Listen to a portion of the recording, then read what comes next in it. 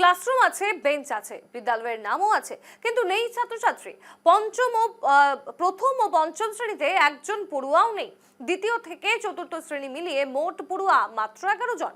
এমনই বেহাল চিত্র উঠে এলো ত্রিপুরার ঊনকোটি জেলার কুমারঘাট স্থিত গজেন্দ্র কুমার অমূল্যবালা নিম্ন বুনিয়াদী বিদ্যালয়ে। বিদ্যালয়ের একমাত্র শিক্ষক গোবিন্দ ধর নিজেই স্বীকার করেছেন বিদ্যালয়ের করুণ অবস্থার কথা।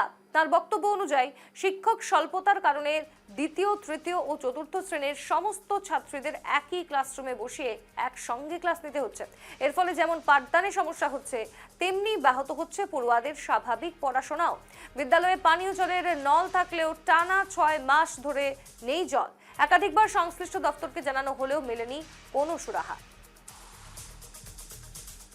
বিস্তারিত জানতে যাব সরাসরি ত্রিপুরার প্রতিনিধি কিশোর আমাদের সঙ্গে যুক্ত হয়েছে। কিশোর, যে ছবি আমরা দেখতে পাচ্ছি যে ক্লাসরুমে কিন্তু বেঞ্চ আছে, বিদ্যালয়ের নামও দেখা যাচ্ছে এবং তার পাশাপাশি ছাত্রছাত্রীও রয়েছে, কিন্তু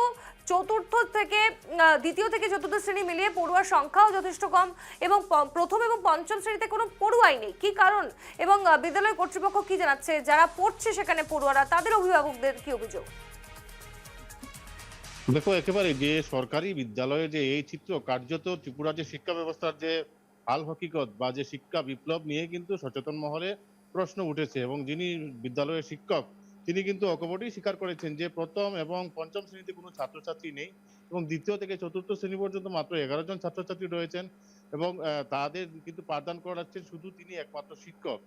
এবং অধিকাংশ ক্লাসরুমই তালাবদ্ধ থাকে, কেননা তিনি একমাত্র শিক্ষক হয়ে ছাত্রছাত্রীদের যখন পাঠদান করা তাতে করে কিন্তু একসাথে বসেই সকলকে পাঠদান করাতে হচ্ছে।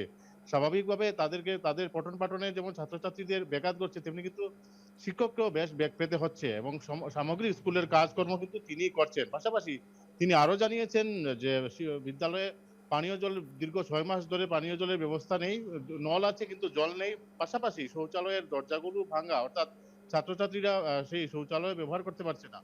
এমনকি সেখানে নিরাপত্তাহীনতায় ভুগছেন ছাত্রছাত্রীরা, কেননা সেখানে কোনো বাউন্ডারি ওয়াল নেই।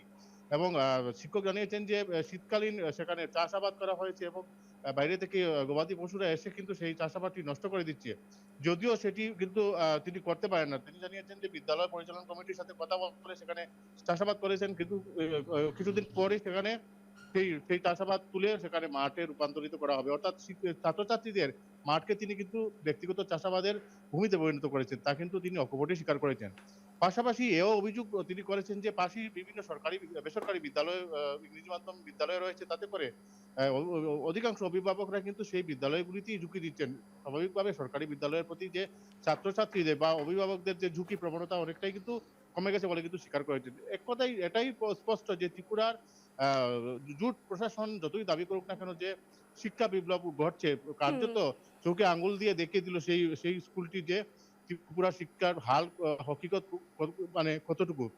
এখন দেখার যে আদৌ কি জুট প্রশাসন ত্রিপুরার সেই বিদ্যালয়ের দিকে নজর দেয় কি, নাকি সেই বিদ্যালয়টি ধীরে ধীরে সেটি স্মৃতির পাতায় রয়ে যায়। স্বর্ণালী, একেবারেই তাই। ধন্যবাদ তোমায় কিশোর।